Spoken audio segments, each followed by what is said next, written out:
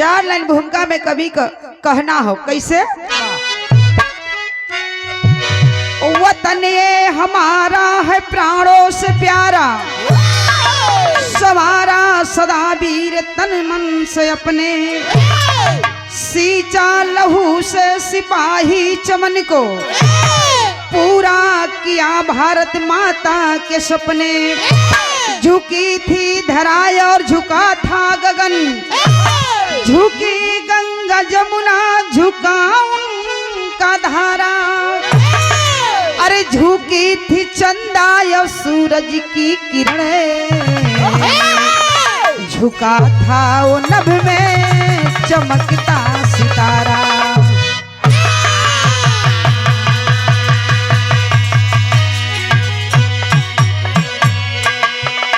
झुकी थी चंदा और सूरज की किरणें, झुका था वो नभ में चमकता सितारा। आए मेरे बाबू, वह दिन वह समय वह हालात आज हम याद करते हैं तो रूह कांप जाता है। किताबों को पढ़ते हैं तो आंख से आंसू नहीं खूब चल देता है साथियों। तो आइए बिरहा में यहाँ गजल का अंदाज दिहल गई, कवन समय कवन हालात रहल गजल के अंदर दिहल गई कैसे।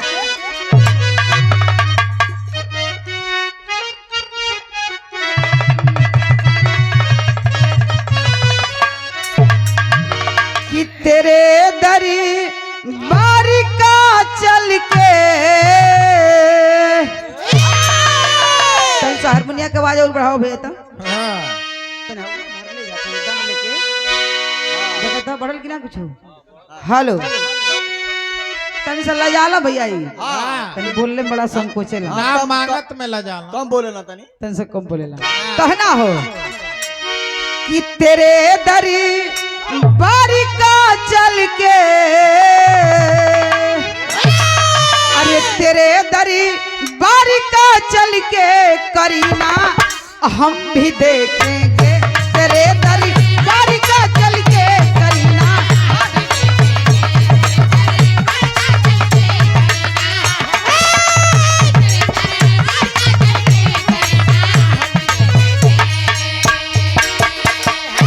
अरे तेरे दरी बारिका चल के करीना हम भी देखेंगे, करीना हम भी देखेंगे। अगर मरी जी हुई मालिक, अगर मरी जी हुई मालिक तो मदीना हम भी देखेंगे, अगर मरी जी हुई मालिक तो मदीना हम भी देखेंगे। अरे जिया बहादुर,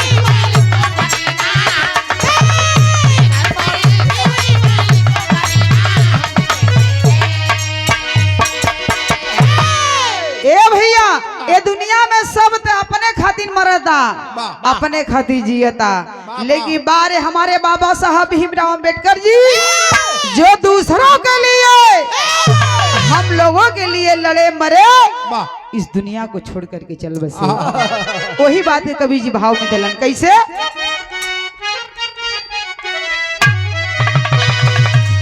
जो मरी तावतन खाती,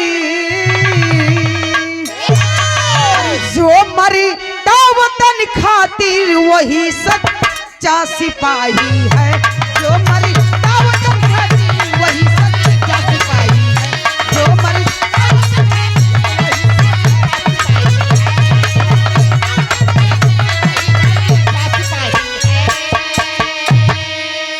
अरे जो मरता वतन खातिर वही सच्चा सिपाही है, वही सच्चा सिपाही है।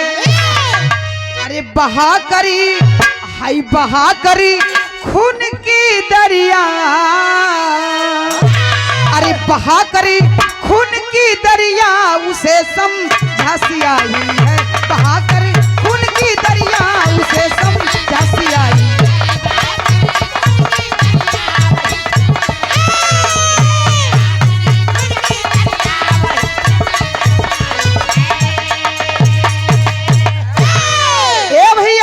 यही से प्रसंग का शुरुआत है। सर के अंदर भाव दिहल गल कैसे, उस समय कैसन रहल कहना है। लर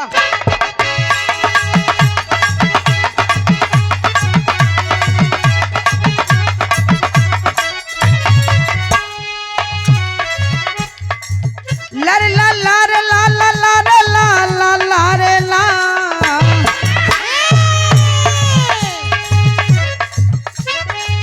झुकी थी बाग और झुकी थी बाग और माली बना बेगाना था। झुकी थी बाग और माली बना बेगाना था। समय गमगीन थी खामोश आसियाना था।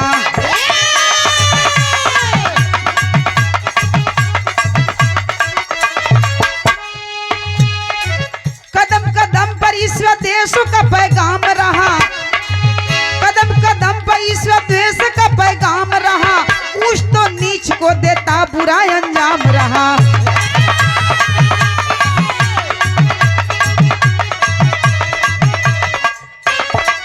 चरम सीमा पे ऊंच नीच की बीमारी थी।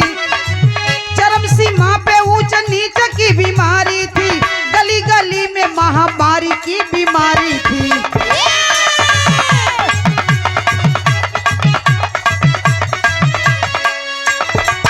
एक और ब्राह्मण एक और गोरी दुल्हनिया बा। एक और ब्राह्मण एक और गोरी दुल्हनिया बा। जुर्म तो देता रहा नीच को अंजाम रहा।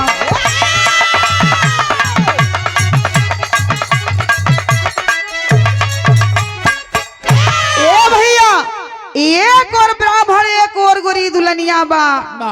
ऊंच तो नीच को देता बुरा अंजाम रहा। ए भैया इतने नहीं, आज जे तरह से चारों तरफ बदरी छोले रहेला, कुहरा परल रहेला, वही समय कबो कबो सूर्य दिखाई देला। ठीक वही थी व्यवस्था। चारों तरफ बाबू महामारी की व्यवस्था थी। ऊंच नीच भेदभाव का कहर चल रहा था। आए मेरे साथियों, उसी समय एक चांद उगता है। आज जब सूर्य उगता है तो वही समय जब सूरज दिखाई देलन तो बड़ा लोग अपने के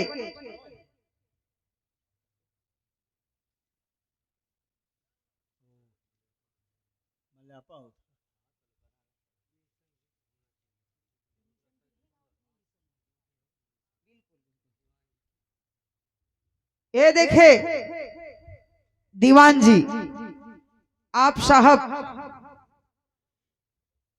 मिशनरी गीत गाने पर बिरहा मिशन को उभरली। इस भाव पर श्री उमाकांत गौतम जी उत्तर प्रदेश पुलिस की तरफ से आप साहब की ओर से सादर 500 रुपया दे करके सम्मानित किया गया। इस भाव पर और सुंदर पुष्पहार के साथ चरणों में हम कोटि कोटि प्रणाम करते हैं। और कोई वर्दीधारी जवान हो, चाहे फौजी हो चाहे पुलिस हो, कोई भी वर्दी जवान है बाबू, अपनी नींद उड़ा करके हम लोग को नींद दिया करते हैं। अपना चैन उड़ा करके हम लोग को चैन दिया करते हैं। जब आप लोग सोते हैं तब हम, जब हम लोग सोते हैं तो आप लोग जगते हैं। ऐसे जवान को सलूट करते हैं, नमन करते हैं। जय भीम, नमो बुद्धाय, बहुत बहुत साधुवाद है, कहना है। ए भैया वही समय सूरज उगता है। कौना समय का बात हो, यहाँ तर्ज बदल गई मास्टर।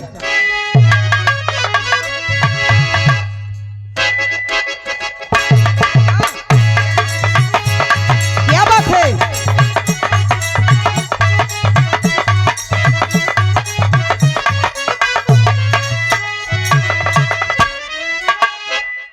1891 में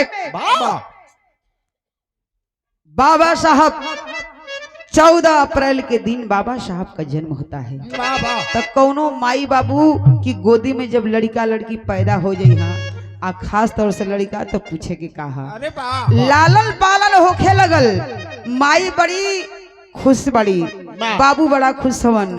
तो जब अगल बगल के लोग मिल के माता बहन जब लड़का हो जाना तो गीत मंगल चार गावेली। माई भीमा बाई बड़ी प्रसन्न बड़ी। भाव दिहल गई, तर्ज का बोल है।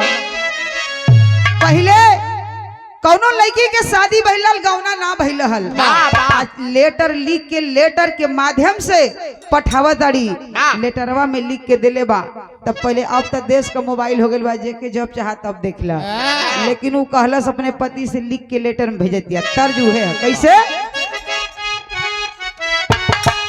यह बात कहतिया, अरे गवना के बात राजा कहलस क्यों कुल भुला जा, अरे गवना के बात राजा दिल से भूला जा, रजऊ बाहर से बाहर आजा भेंट हो जाई।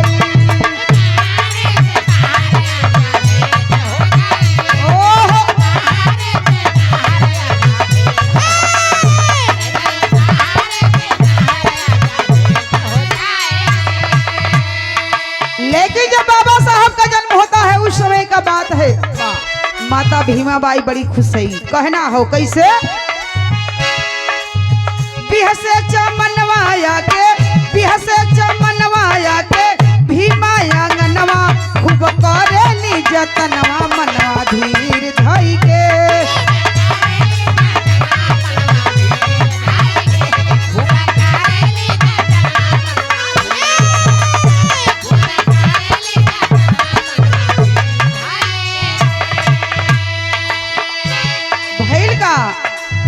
एकता गरीबी तुझे मिले ना भोजनवा,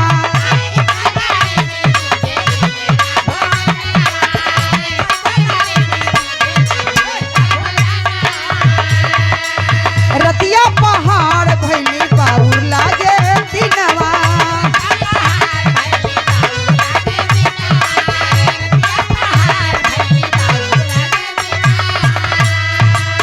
पलना में भीमा बाई,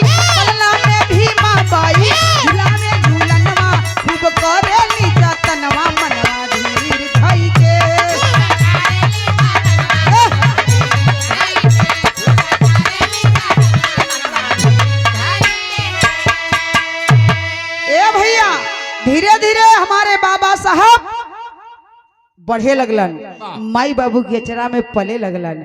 आज जब गरीबी चरम सीमा पर बा, पानी ना मिले, भोजन ना मिले हो भैया, उस समय धीरे धीरे बाबा बढ़त हवन, 5 साल का भइल हवन। तक क्यों लड़का हो खा, जब धीरे धीरे सियान होना, अपने हमजोली में अपने बराबरी में वो दोस्त मित्र चुन लिहन। बाबा साहब खेले जा, अगल बगल लइकन में दोस्तन में अपन दोस्त बना ले, खेले जाए तो बड़ा बाबा साहब से भेदभाव रखल जाए, बड़ा छुआछूत रखल जाए, तो के हमनी की गोल में नहीं खेले के, जाओ तुम दूर, बड़ा भेदभाव लोग माना। तब भइल का मास्टर, वही समय यहाँ गीत लग गई कैसे,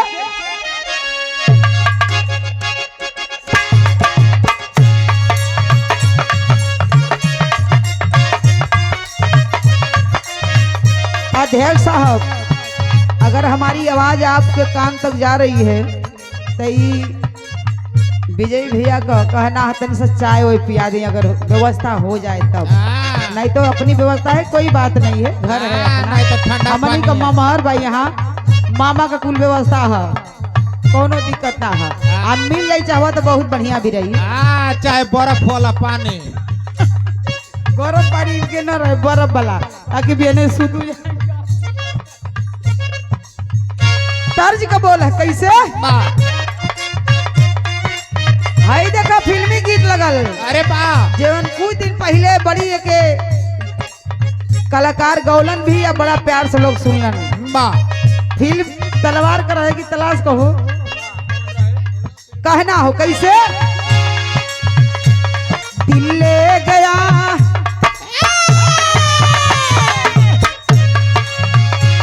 दिल ले गया परदेसी कोई रोकना था, दिल ले गया परदेसी कोई रोकना था, क्या होगा होगा होगा मेरा सोचना था,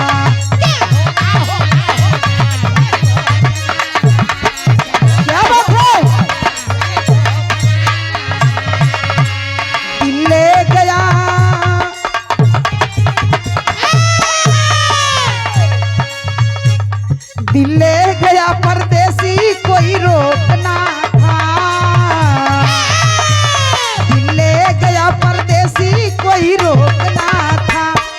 होगा होगा होगा मेरा सोचना था।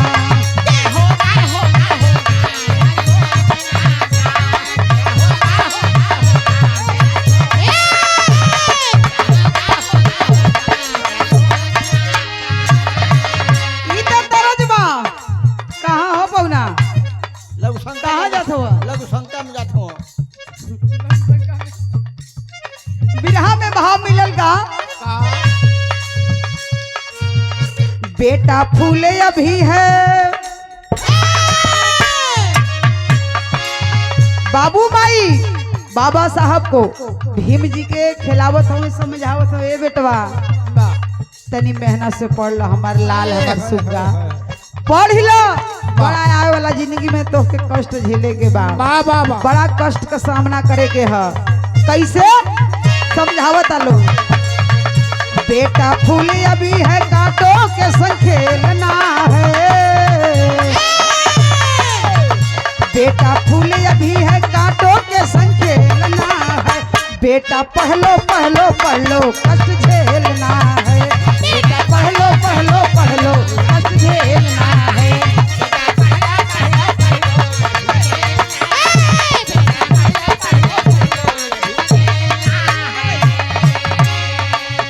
चिंता दिल में सता रही थी भेदभाव बुराई का,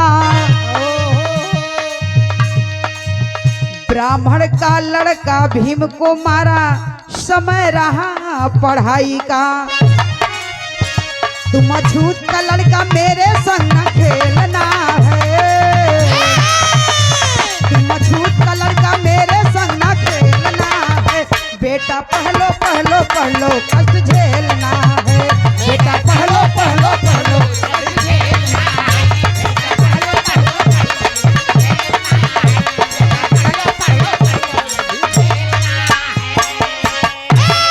ए भैया समझावत हवन माई बाबू, ए बेटवा बड़ा कष्ट का सामना करे के बाद ए महामारी की व्यवस्था में ई ऊंच नीच का भेदभाव ई जोन बीमारी चलल बा में बड़ा कष्ट झेले के है बेटा, पढ़िला मन बना के तनी जीला। ए भैया एक खेलने गए थे बाबा साहब अपने हमजोली में, एक ब्राह्मण का लड़का तान करके थप्पड़ मार दिया, भाग जाओ तुम अछूत हो, तुम चमार का बेटा हो, तुम अछूत हो इसलिए हम लोगों के गोल में तुम खेलने के लायक नहीं हो नहीं हो। ए भैया भैल का विदेशिया में भाव दिल गए, ये देखे सादर 500 रुपया देकर सम्मानित किया गया। हम लोगों के मामा जी दोबारा तिबारा सम्मान आया, श्री मनोज यादव जी, आप मामा जी के कार्यक्रमों द्वारा आपके चरणों में कोटि कोटि प्रणाम करते हैं। आप सब महान जनता के एक स्वर से जय भीम नमो बुधाय बहुत बहुत साधुवाद है। वाह। कहना है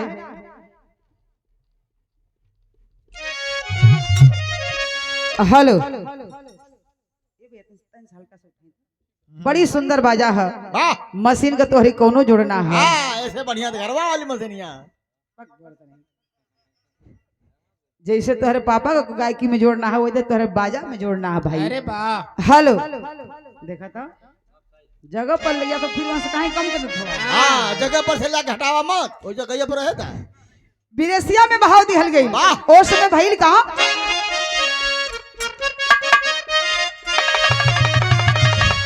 कि बेटा के पढ़ाई कैसे आराम जी राव सोचे, आ वही बीचे भीमा बाई तजली परनवा मांगे स्कूलवा में आ मास्टर रोज फीसिया हो, आ मारी के भगावे लगले पापी बेईमानवा कि कोई ना सहारा लहू के आ यही अखिया के समहनावा हो, आप पूजा घर में बैठे तबला गाई के धियानवा। उसी दौरान माता भीमा बाई इस दुनिया को छोड़ करके चल बसती है। ये हर मास्टर रोज परेशान करत हवन, फीस दो नाम लिखो।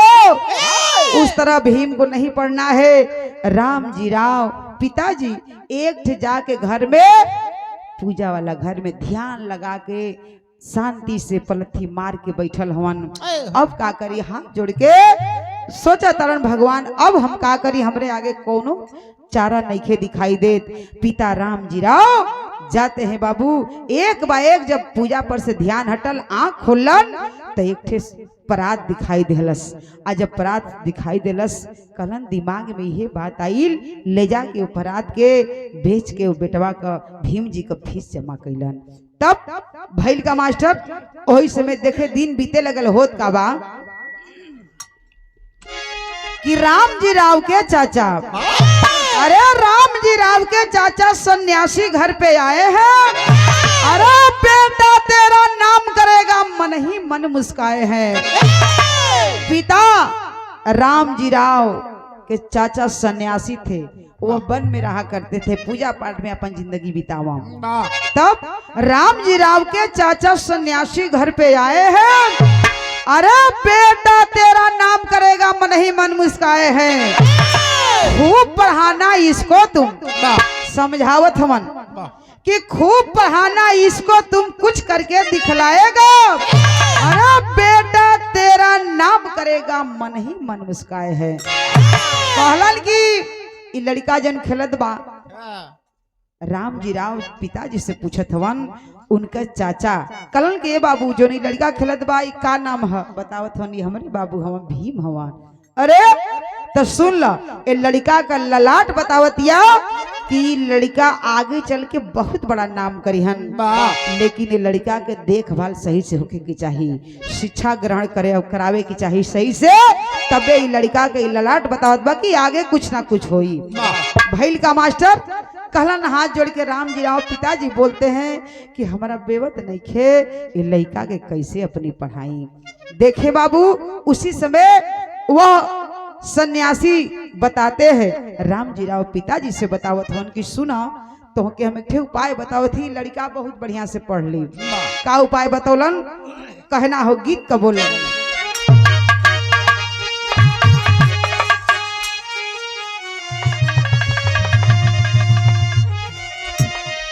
उपाय बतौलन कि शायर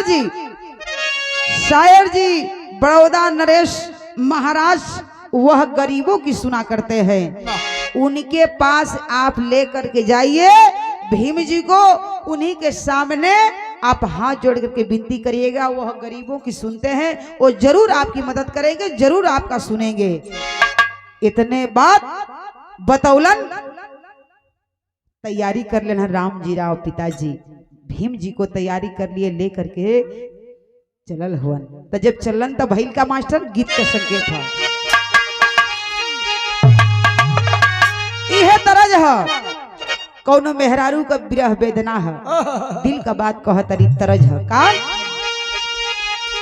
अरे गवना करा के सैया, अरे गवना करा के सैया, अरे दिहले हो कल समा की विदेशवा, की विदेशवा गैला नाय कर जाऊ विदेशवा, गैला नाय कर जाऊ विदेशवा।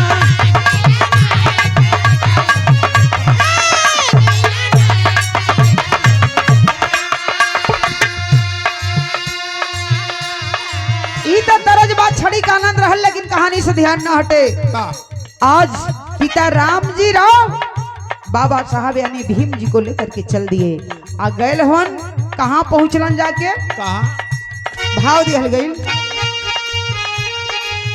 अरे यार जी सुनावे राम जी, हई यार जी सुनावे राम जी, अरे राजा के सपनावा की सपनावा, की सपनावा पूरा कैदा ललन के सपनवा, पूरा कैदा ललन के सपनवा।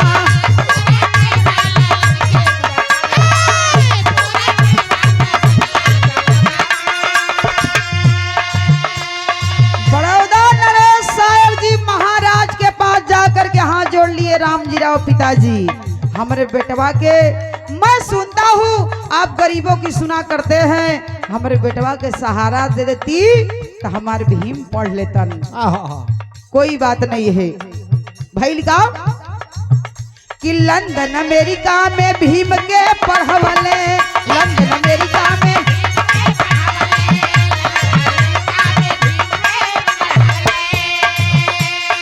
अपनी सेना में राजा भर्ती करवले, अपनी सेना में राजा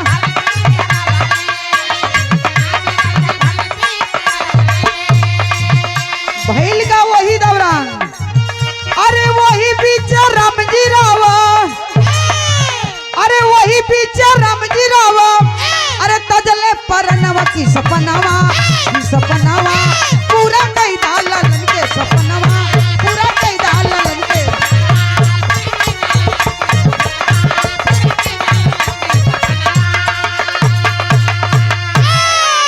ए भैया उस समय सौंप करके महाराजा बड़ौदा नरेश के जो राजा है सौंप करके रामजी राव भीम जी को आए कि हमारे बेटवा आज से आपके हवाले है, बेटवा का देख रेख शिक्षा ग्रहण करावली आपका जिम्मेवारी है। ले करके सर जी महाराज अपना पढ़ाते हैं लिखाते हैं, बाबा साहब को सहारा दिए और बाबा साहब इतनी डिग्रियां प्राप्त किए पढ़ लिख करके ए भैया कि कोनो सीमा ना है।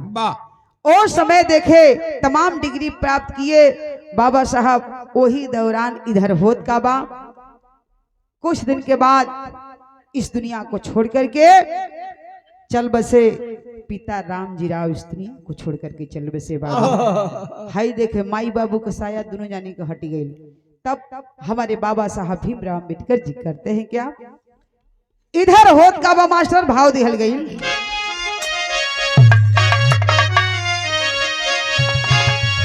इहे तरह जो कौनो 4 गो सहेली रहली, चरहुन का शादी विवाह 10 दिन का हेर फेर होके हो गई। जब 10 दिन का हेर फेर हो के अपने ससुरे गईली, फिर वही तरह से मायके में अली। आ जब मायके में आयल ही तो चारों इकट्ठा भैली, खाची खुरपा लेके गईली घास गढ़े। एक गोड़ी कह तरी का हो सखी तो हार जाना कैसन मिलल हवन, बतावत या हमार जना पूछा तरु सखी, हमार जना तो टेलर मास्टर हवन। मैक्सी सियला, ब्लाउज सियला, पेटीकोट सियला, चड्डी सियला। बारे ककवा खाली वो उम्र 55 है, दिलवा बचपन है काका का बचपन का फिट हो गया है। दूसर की कह दिया अब कहा कहाँ पहलवानी तो पहलवानी का सब करत है। ए भैया दूसर की कह दिया ए सखी, हमार दुल्हा तो सीमा का रखवाली करेला हो, हरदम तल्ले रहे ना का हो बंदुकिया हो। बारे काका तीसर की कह दिया ए सखी, हमार तो मुँह फुकौना के पाले पड़ गई हो, हमार तो जिंदगी नरक हो गई, होत भी नहीं है पहुंच जाला।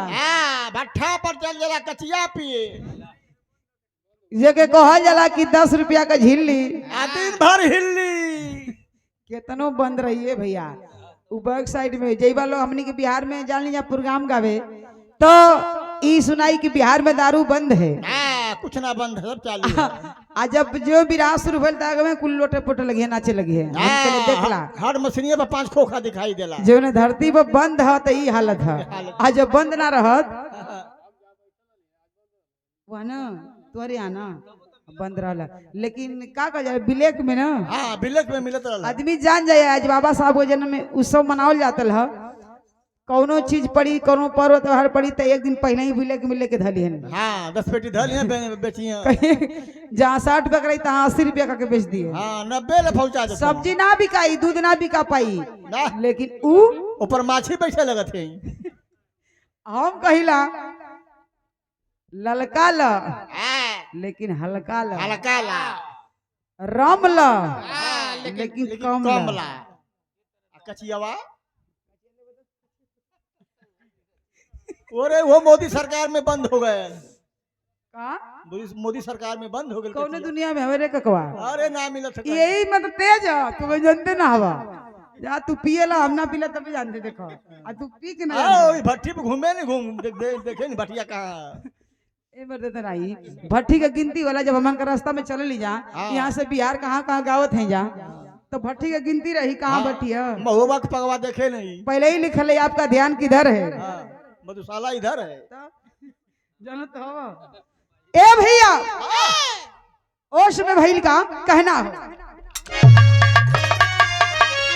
तो उ लड़की बताओ दिवाया सो की पूछा मत हमार जनत इतना माने लो कि जोले रहरी की दाल में एक कलचुर घी ना ठेले ला जोला हमरा के खिया ना लेना तो खइबे ना करेला का कहे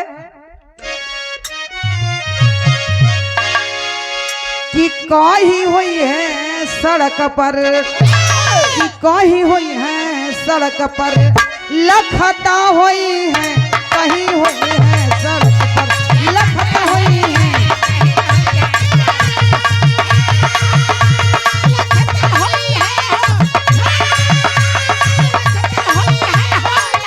कहीं हुई है सड़क पर लखता हुई है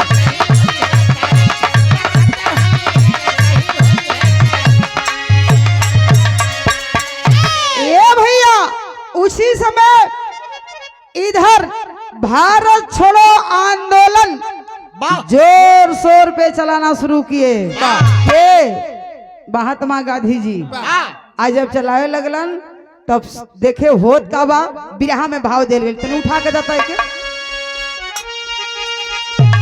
कहना हो अरे बिचारे बाबू हो अरे हाय बिचारी बाबू कैसे बदलल बाराउर विचार बाबू कैसे बदलल बाराउर क्या बात है अरे जियो कैसे बदलल बाराउर विचार बाबू कैसे बदलल बाराउर कि हम तो छूत छूत जतिया हमारी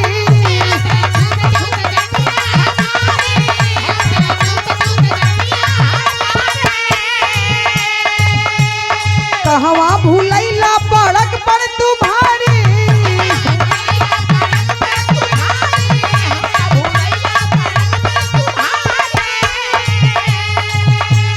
जतिया को हम तो जमार बाबू कैसे बदलल बाराऊ विचार बाबू कैसे बदलल बाराऊ विचार बाबू कैसे अरे जिया बहादुर क्या बात है जिया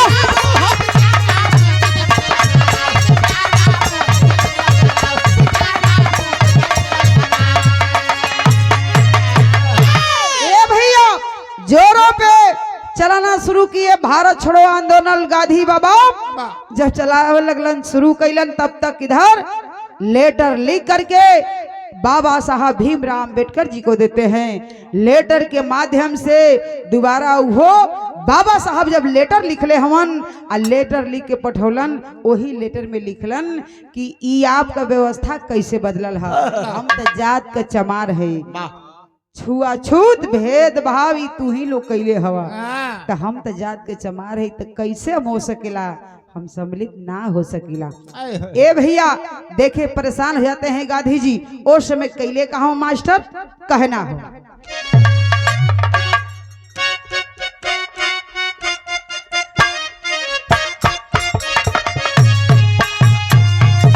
यह तरह जा कौनो सास बहू के बात है भइल का बउरा गैलू ना ये का बउरा गैलू हो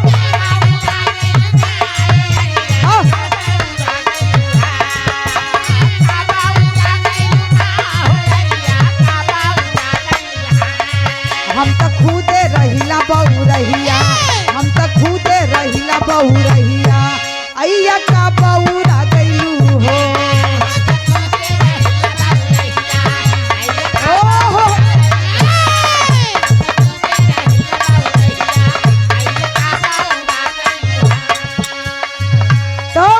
गांधी जी चिरौरी पे चिरौरी करत हन बाबा साहब का समझावत हमने ए बेटा वो सब बात भुला जा का माना कहनवा ना ये बेटा माना कहनवा ना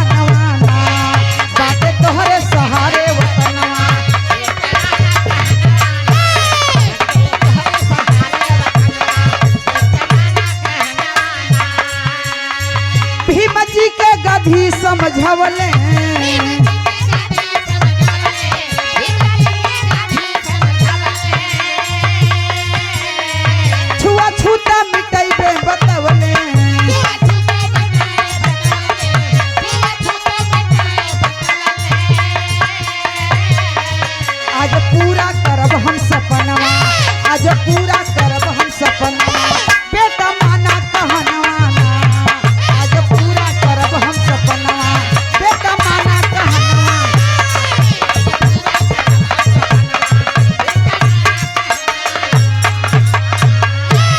आज बाबा साहब भीमराव अम्बेडकर जी बतावत हवन ना, हम जात के चमार बनी आप में ना सम्मिलित हो सकीला। गांधी जी समझावत हवन बेटा छुआछूत का बात करत हुआ, आज से समझ लो सब एक हो गई नहीं। कलन ना ना ना, बाबा साहब बतलाते हैं ओ समय देखे भाव मिलल का टेरी का भाव दिहल गेल मास्टर।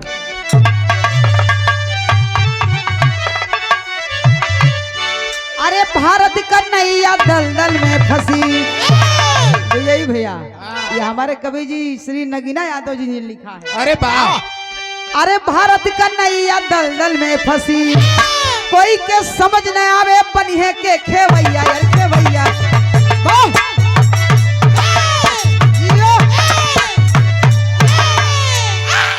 कोई के समझ न आवे बनिए के खेवैया, भारत का नैया दलदल में फंसी। ए बाबू ना डगमगाए लगल, आखिरकार कैसे हमनी का उद्धार हुई। भैल का मास्टर पहपट में भाव दिहल गई।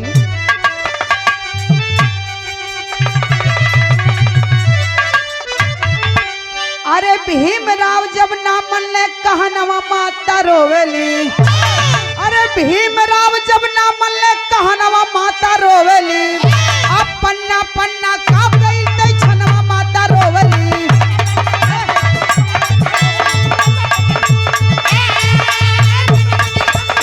अरे जिया बहादुर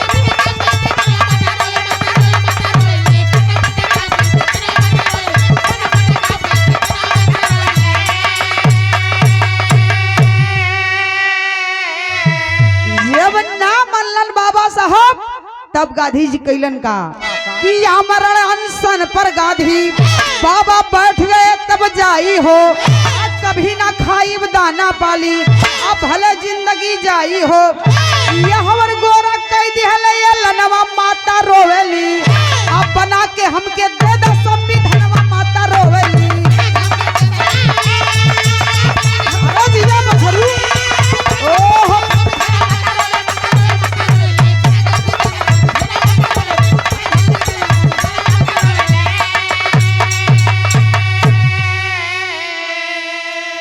कहलन गांधी जी ए बेटा अगर ना मनबा तब ल अपन जवन आखिरी अस्त्र शस्त्र है चलावे शुरू कैले हन गांधी जी। अब हम मरब जाए अब हम मरब आमरण अनशन पर जाके बैठ गइलन, वाह। न खाई न पियब ना सुतब सुतबो ना कर बैठल हो।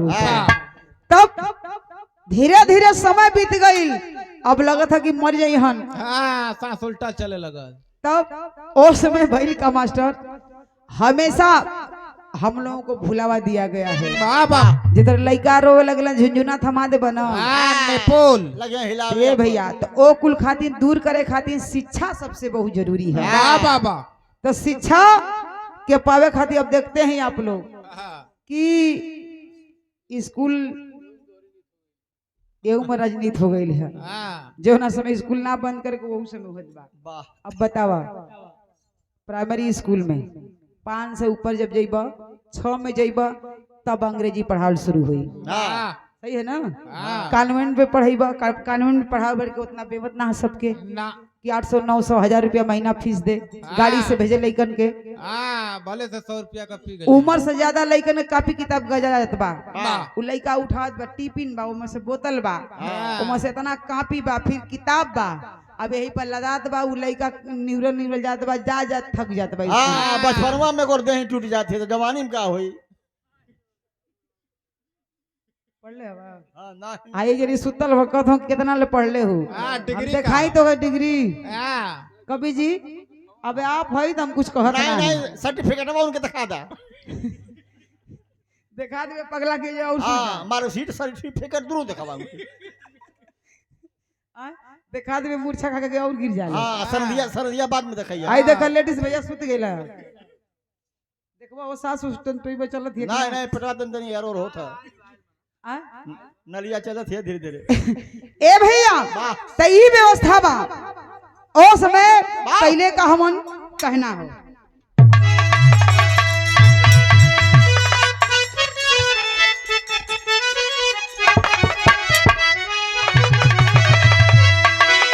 अरे झंखे लावतनवा झंखे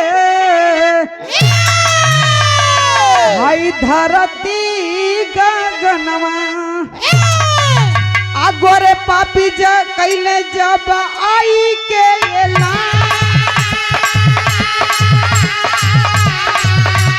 गोरे पापी कैले जब आई के एला जेह दिन हमके जेह दिन बना के देवा देश कभी धनावा जेह दिन बना के देवा देश कभी धनावा वही दिन छोड़ के जाइब तोहरो जहां वही दिन छोड़ के जाइब तोहरो जहां केहू के मुंहवा से आवे नहीं बतिया केहू के मुंहवा से आवे नहीं बतिया दादी नेहरू के लौके लागला समा दादी नेहरू के लौके लागला समा गाधी बाबा भीम जी के नियारा बोलावाले गाधी बाबा भीम जी के नियारा बोलावाले तोहरे सहारे बाटे देशवा कसा तोहरे सहारे बाटे देशवा कसा जल्दी बना के दे दो देश का विधानावा जल्दी बना के दे दो देश का विधानावा देशवा का लजिया बचावा बूढ़ावा देशवा का लजिया बचावा बूढ़ावा बतिया न मन बतजबे अपन परनावा बतिया न मन बतजबे अपन परनावा कतहु न लौके बाबू हमके कीना कतहु न लौके बाबू हमके कीना रात दिन भीम रच देखा विधाना रात दिन भीम रच देश का विधानावा छोड़ी करके गईले अंग्रेज तब जूझार छोड़ी करके गईले अंग्रेज तब जूझार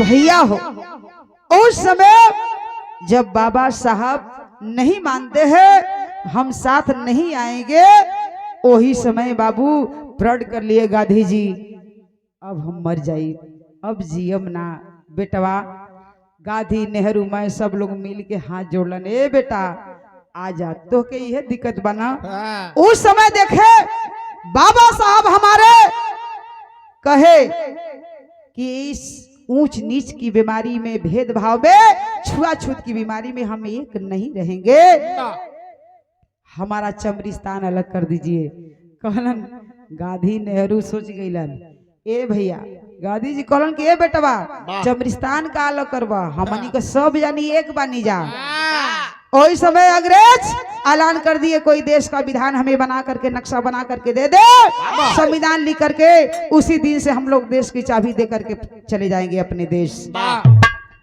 हाई देखे आफत में प्राण पड़ल है गांधी जी चिरौरी पे चिरौरी नेहरू जी चिरौरी पे चिरौरी बाबा साहब देखे बातों में आ गए यह चाहता ना भेदभाव धरती से हट जाए तो सुना भेदभाव हट जाए अब से सब एक रही का परमाण बाकी से अब सब अब से एक रही गांधी जी कहलन बेटा आप हाई देश का नक्शा बनावा जीवन चाहबा उहे हुई अब से सब एक जगह खाई पिए में अपन रही व्यवस्था अलग ना हो सकेला छुआछूत मिट जाई ये हमारा वादा है उसी समय बाबा साहब हमारे भीमराव अम्बेडकर जी संविधान की रचना किए समय लगा 2 वर्ष 11 माह 18 दिन में संविधान की रचना किए और रचना करने के बाद गांधी नेहरू सब प्रसन्न भइल अंग्रेज देखे बाप रे बाप माथा चकराए लगल उसी समय अंग्रेज चाबी दे करके वह समझ गए कि अब ये देश लोग चला लेंगे।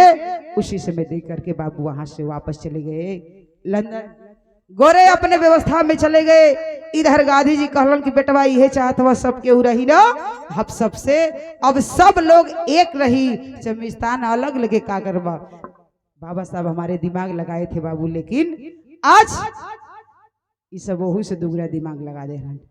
दिमाग लगा दिए कि नहीं तो हम लोग चमरिस्तान अलग ना हो, एक ही रही, एकदम सब लोग एक रही। अब से छुआछूत केहू ना रखी। अल्लाह ना मनवा तो हम परमार लिया जाते। गांधी जी कहला बेटा तन को चिंता मत करा। कैसे परमार लिए लन कि अब से छुआछूत मिट जाई। बाबा साहब हमारे कहते हैं कि कौन परमार है, आखिरी लाइन में कहना है।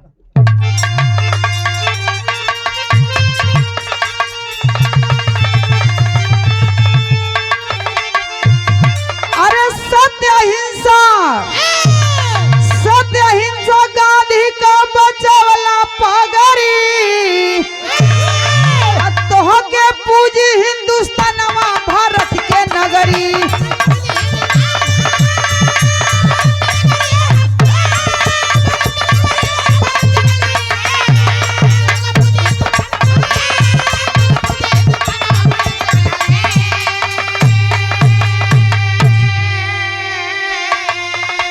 तो रत्नागिरी का रहने वाला भारत का रत्न कहाँ आया हो।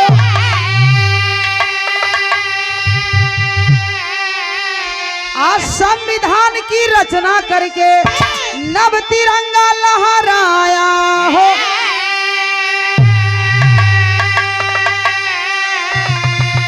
भाग्य गोर की दुल्हनिया लंदन की नगरी, तोह के पूजे हिंदुस्तानवा भारत के नगरी। अरे जिया बछरू जिया।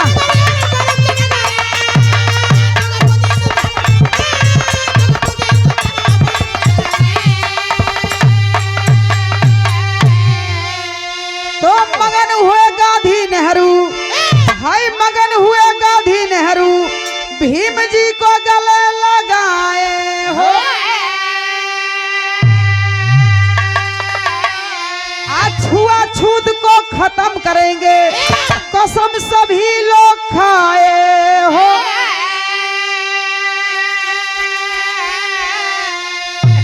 अरे सुन के ब्राह्मणवाद को थर थर कांपे लागल टांगरी, तो के पूजी हिंदुस्तानवा भारत के नगरी।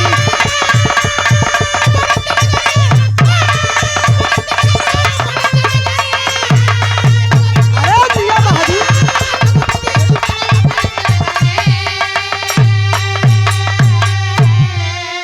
ए भैया वही विश्वास के लिए गांधी जी व्यवस्था बनौलन सविता तिवारी से बाबा साहब भीमराव अम्बेडकर जी की शादी कर दिए। झुनझुना हिलावा बाबा साहब अब मान जी बनो। अब मान गईला कि ना मान गईला कि छुआछूत खत्म हो गई। पूरा की सविता तिवारी से शादी रचाए और जिंदगी बाबू धीरे धीरे बिताना शुरू किए, लेकिन वो जिंदगी कहाँ बीत पोलो सही से धोखा कर दिए सब। भैल का धीरे धीरे समय आई, धोखा होता है बाबा साहब के साथ। भैल का दलितों का सपना पूरा हुआ, अधिकार सदा दिलाए हो।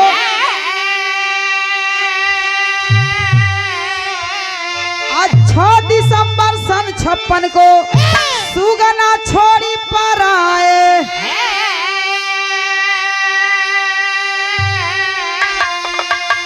अरे सविता देवी जब जगह में जाके उनके बाखरी, तो के पूजी हिंदुस्तानवा भारत के नगरी।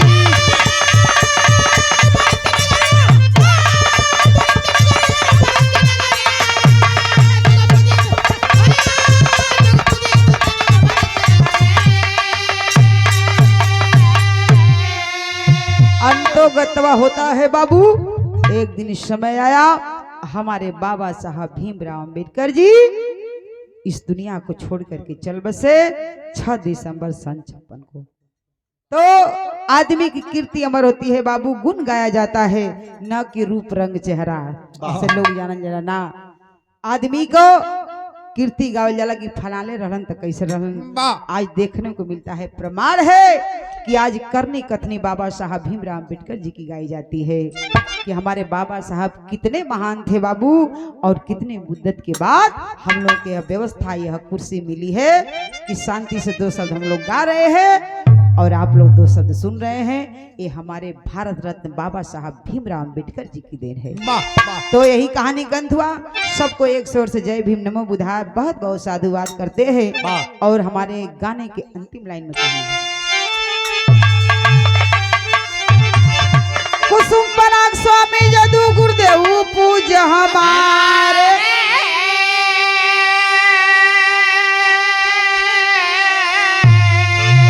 अरे काशी ना सुरंग संग में नगीना रंग पसारे,